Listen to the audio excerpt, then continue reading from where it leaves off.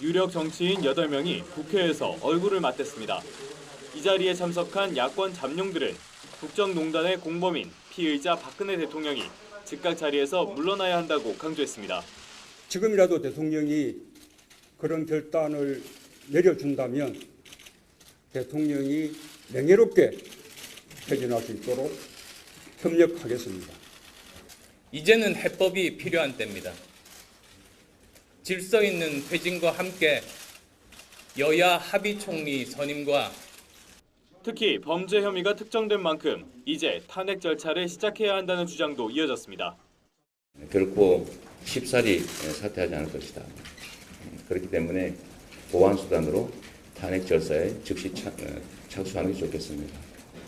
2시간에 걸친 논의 끝에 대선 주자들은 국민적인 퇴진 운동과 별도로 국회와 야3당이 탄핵 절차에 나서달라고 정식으로 요청했습니다.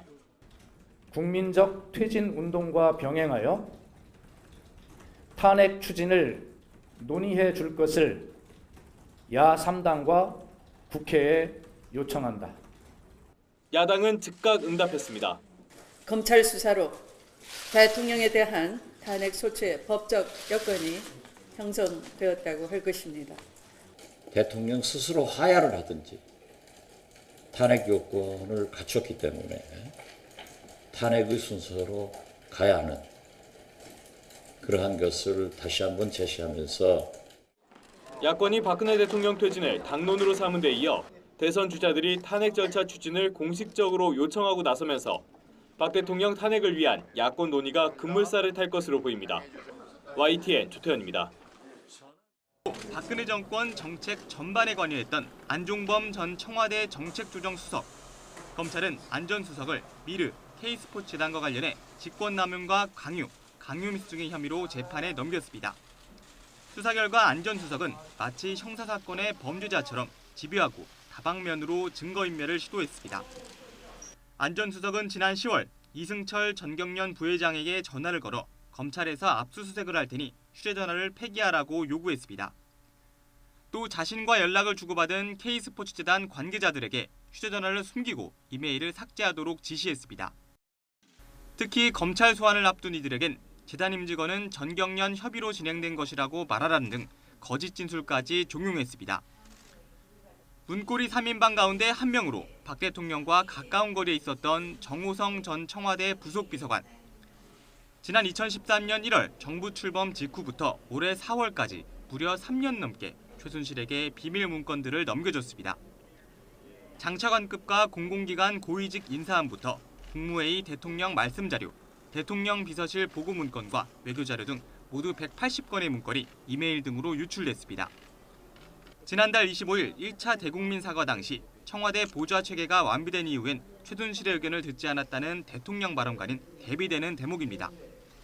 취임 후에도 일정 기간 동안은 일부 자료들에 대해 의견을 들은 적도 있으나 청와대의 보좌 체계가 완비된 이후에는 그만두었습니다.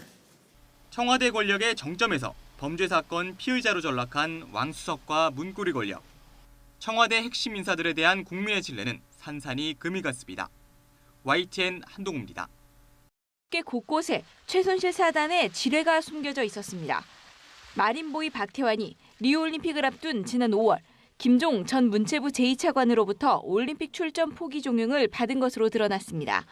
당시 김종 전 차관은 박태환 측과 수차례 만남과 전화 통화를 거듭하며 올림픽 출전을 포기하면 기업 후원을 연결해 줄 수 있다며 회유하기도 했습니다. 김종 전 차관은 당시 국제스포츠중재재판소와 국내 법원 가처분 신청 등을 하며 올림픽 출전의 길을 열고자 하는 박태환에 대해 절대 올림픽에 나설 일은 없을 것이라고 공공연히 이야기했을 정도입니다. 결국 어렵게 리우올림픽에 출전하기는 했지만 훈련 시간이 부족했던 박태환은 기대 이하의 성적표를 받았습니다. 최근 아시아 선수권에서 전성기에 버금가는 성적을 내고 있는 박태환을 보면 당시 문체부와 벌인 줄다리기가 아쉽기만 합니다. 피겨 여왕 김연아 역시 지난 2014년 차은택이 주도한 늘품체조 시연 행사에 참석해달라는 요청을 거절해 미운털이 박혔다는 소문이 돌고 있습니다. 한국 스포츠를 대표하는 최고의 스타들마저도 최순실 사단의 광풍을 피해가지 못한 것으로 밝혀지면서 아직까지 알려지지 않은 검은 의혹들이 얼마나 더 도사리고 있을지 체육계는 탄식하고 있습니다. 연합뉴스TV 백기련입니다. 고개를 푹 숙이고 양손으로 얼굴을 가린 채 고송차에 올라타는 최순실 씨의 조카 장시호 씨. 지난 18일 서울 도곡동 친척집 인근에서 체포된 뒤 조사를 받아온 장 씨에게 구속영장이 청구됐습니다. 검찰이 적용한 혐의는 직권남용과 횡령, 사기와 보조금 관리법 위반 등 4가지입니다. 동계스포츠 영재센터를 세워 삼성이 16억 원을 후원하도록 강요하고 일부를 횡령한 혐의를 받고 있습니다. 또 신생법인임에도 문화체육관광부로부터 6억 7천만 원의 특혜 지원을 받았다는 혐의도 있습니다.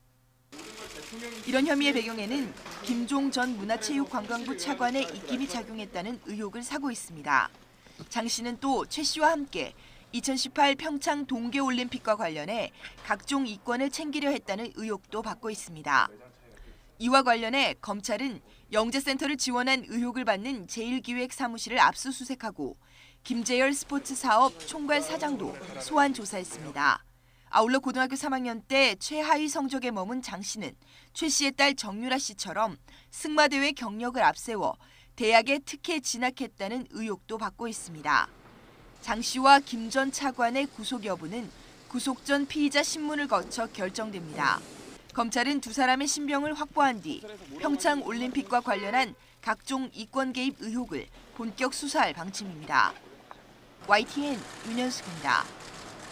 지난 2014년 11월 박근혜 대통령은 안종범 당시 수석에게 흡착제 제조업체인 KD 코퍼레이션이 훌륭한 회사라며 현대차와 연결할 것을 지시합니다. 그 후 박 대통령이 정몽구 현대차 회장을 만났고 지시는 이행됩니다.